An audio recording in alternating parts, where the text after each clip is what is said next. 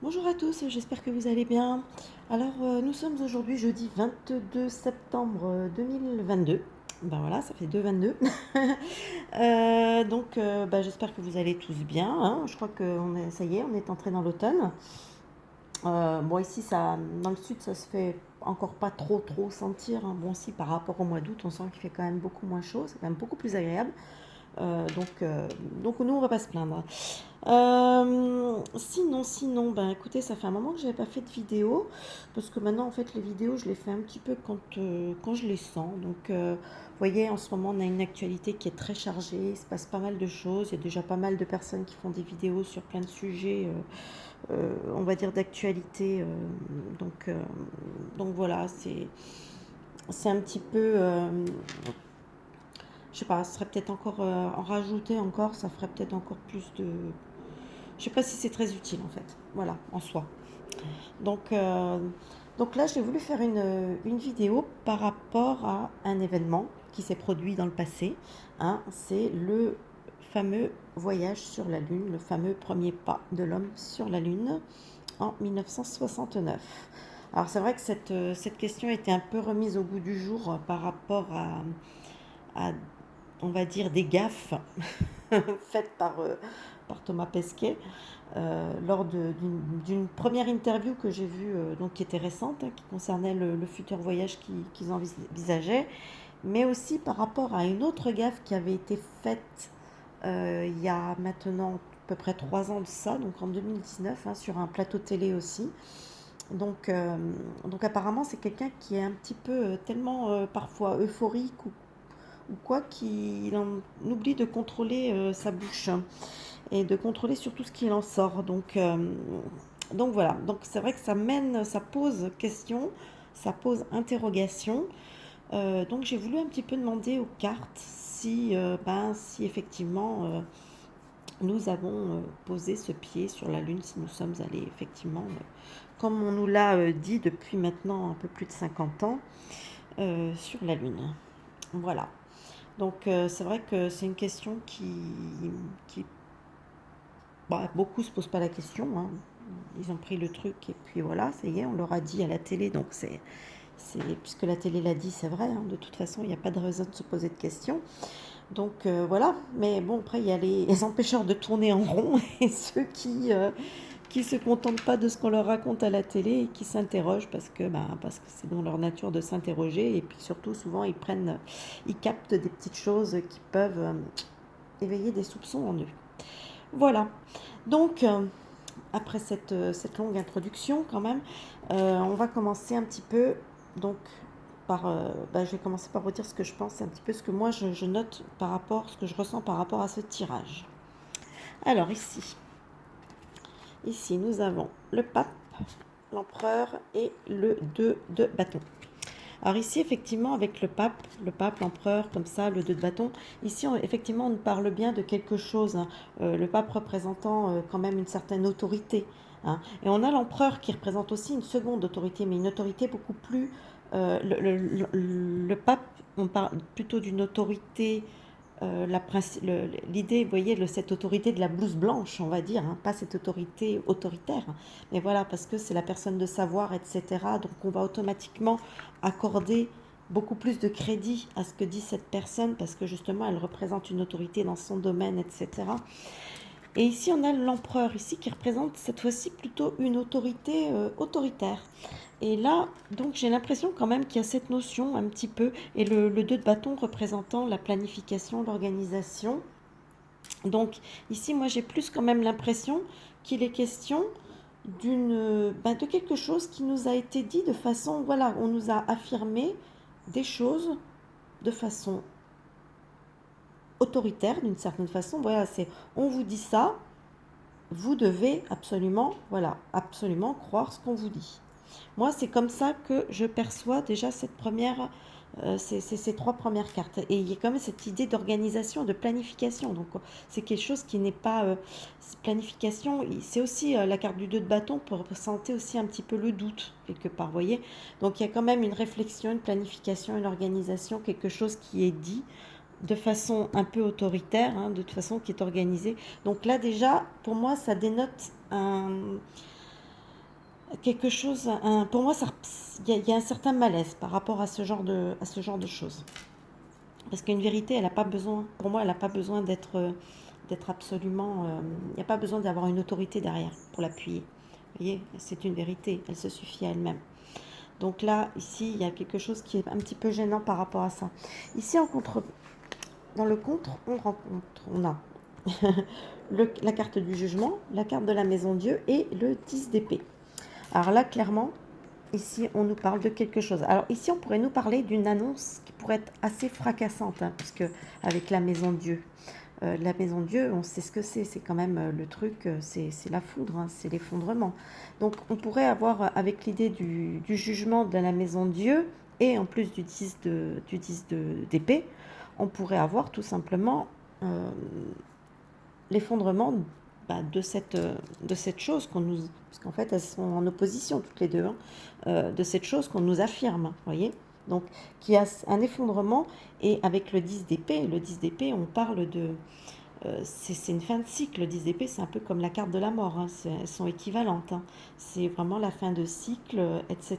Donc là, on est vraiment sur, à mon avis, avec le jugement, sur une annonce, voire une vérité, mais comme on est en contre, voilà, qui s'effondre, une mauvaise vérité, quelque chose comme ça.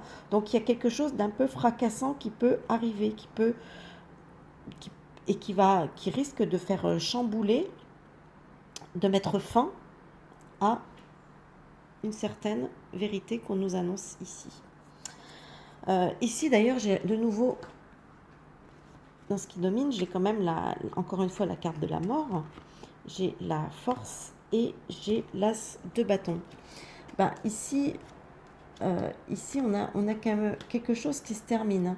Hein, qui se termine. Alors avec la force ça va représenter effectivement quelque chose qui pouvait être... euh, ça peut représenter une forme d'imposition des choses. On impose les choses par la force. Vous voyez ce que je veux dire, hein. Mais là aussi, ça peut nous dire que tout simplement, bah, ce qui va dominer, ça va être la fin de quelque chose, euh, la fin d'un, comment dire, une fin forcée, voilà, j'ai retrouvé mon mot, une fin peut-être forcée des choses, la force, avec l'as de bâton, hein, qui représentait une certaine énergie, une certaine quelque chose qu'on avait créé. Vous voyez ce que je veux dire? L'as de bâton, c'est la création. Vous voyez, c'est quelque chose qu'on entreprend, une entreprise, une création. Voilà. Donc là, j'ai l'impression que le 13, donc l'arcane sans nom ou la mort, hein, comme on veut, nous dit que ben voilà que ça va être la fin de cette de, ouais, de cette entre guillemets vérité, de cette affirmation, de cette chose qu'on a fabriquée, qu'on a entrepris, qu'on a... Parce que bon, Apollo, c'était Apollo 11, hein, je crois. C'est bah, voilà, c'est quand même tout un... Je veux dire, une expédition comme ça, c'est quelque chose qui se prépare. C'est une préparation, c'est une entreprise. C'est voilà, c'est... Donc là, il y a quelque chose, il y a la fin. Donc ça peut être toute une entreprise mensongère ou une entreprise véritable. Après, c'est au choix. Mais n'empêche que les deux, de toute façon, il y a une construction, il y a une fabrication, il y a une création. Voilà. Ici. Alors ici. Ah, je vais y arriver. Alors, ici, j'ai le mat, j'ai la roue de fortune et j'ai le 5 d'épée. Ben, ici, avec le mat, la roue de fortune et le 5 d'épée, moi, j'ai plutôt... moi, ça me parle, moi, je veux le dire comme je le sens, ça me parle tout simplement ben, d'une forme de déroute. Vous voyez, le mat, c'est bon, c'est un peu, c'est l'innocence, mais c'est aussi bon, ben, ça représente aussi la folie, mais ça représente aussi les choses qui sont construites un peu sans base, qui sont un peu qui ne tiennent pas la route, qui sont, vous voyez, il y a cette notion qui est de, ouais, de choses qui ne tiennent pas la route, qui partent un peu dans tous les sens, etc. Vous voyez. Donc, et puis pour moi aussi, c'est une carte qui a une notion de départ aussi. Enfin moi, quand je tire les cartes, pour moi, la carte du mat représente aussi les départs. Voilà. Donc ici, on peut avoir un départ inattendu avec la roue de fortune. La roue de fortune, c'est voilà, c'est quelque chose, c'est un changement un peu inattendu, un peu auquel on ne pouvait peut-être pas s'attendre. Et avec le 5 d'épée va nous parler de défaite, il va nous parler de déshonneur aussi. Hein. Donc on peut avoir peut-être des personnages qui étaient peut-être impliqués dans cette affaire, qui partiront peut-être tout simplement de façon peut-être... parce que bon, 69 c'est quand même vieux maintenant, hein, ça fait plus de 50 ans. Mais, euh, mais après, le mensonge a continué à être. Enfin, le mensonge, vous voyez, je me trahis moi-même en le disant, parce que moi, c'est comme ça que je le ressens. Je ressens d'ailleurs, surtout grâce à ça, je ressens quand même qu'il y a quelque chose, un espèce de mensonge derrière tout ça. Et ces gens-là, quand la vérité sera dévoilée, a priori, parce que je pense qu'elle va finir par être dévoilée, et ben, c'est des gens qui vont devoir quitter, céder leur place et sous une forme de déshonneur, parce que avoir menti de la sorte, c'est automatiquement, c'est un côté très déshonorant, surtout après les acclamations, les ovations que ces gens-là ont eues. Ils ont eu tous les honneurs, justement, à un moment, et puis finalement, si on se rend compte que ces gens-là nous ont menti, c'est, voilà, ils vont plus qu'à aller trouver le premier petit trou de souris, puis se cacher dedans, parce que la honte sera sur eux, quoi. La honte et le déshonneur. D'ailleurs, ici, c'est marrant parce que avec l'ermite, toujours pas d'ongles. Alors, et puis c'est pas en ce moment que j'ai du mal à les faire pousser. Toujours un petit peu nerveuse, un peu stressée. Alors, l'ermite, l'impératrice et la reine de coupe. Alors, c'est marrant parce que chez moi, la reine de coupe et l'impératrice, pour moi, elles ont souvent un peu cette même connotation.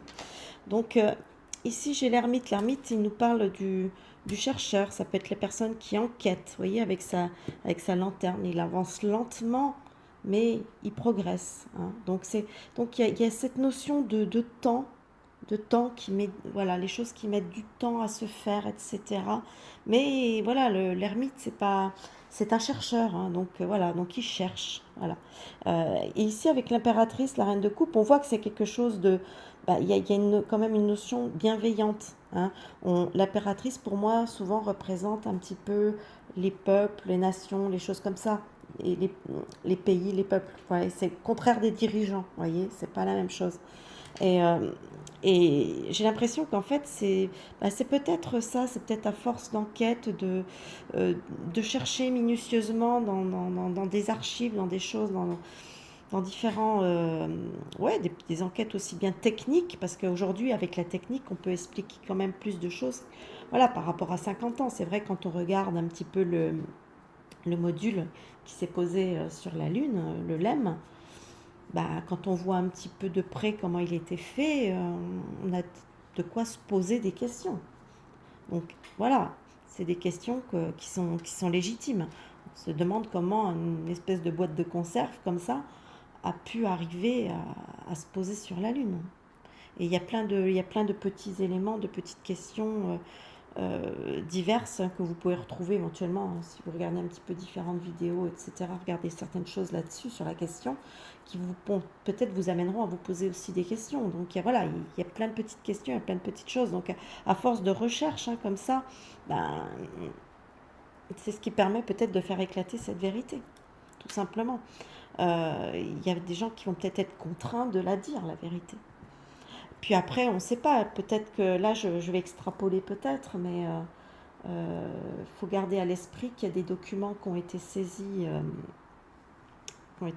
à Mar-a-Lago, et on ne sait pas ce que contiennent encore ces documents. Mais peut-être que quand ils seront mis à jour, peut-être qu'il y a certaines choses qui seront, vous voyez ce que je veux dire, qui peuvent être. Donc, n'oublions pas qu'on est quand même dans une période de révélation.